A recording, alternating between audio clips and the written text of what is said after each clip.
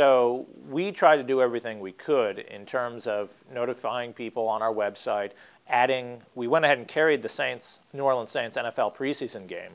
But during the game, we did continual updates, breaking into the coverage to let people know, hey, prepare for evacuation. Chances are there will be evacuations called in the morning.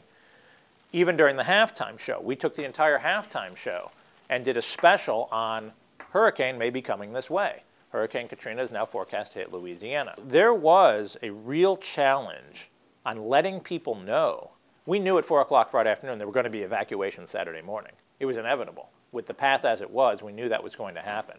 So we quickly had to go from letting our guard down mode to moving on to the weekend to suddenly completely ramping back up and mapping a whole new strategy on how are we going to alert people that we may now get hit by a major hurricane.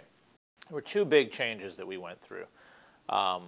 One, and the most significant I thought, was once we confirmed the levees were breached and that any efforts to fix them were going to fail, we went from, instead of just reporting the news, to actually becoming advocates for our listeners. I think we always were to an extent, but as a journalist, you always kind of, my job is to tell what's happening.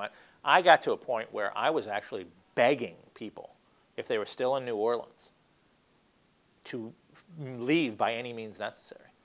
Attempting to challenge WWL Radio, which has historically been the heritage radio station in New Orleans, the big voice of New Orleans, that had grown a whole new allegiance and a whole new army of listeners through Katrina.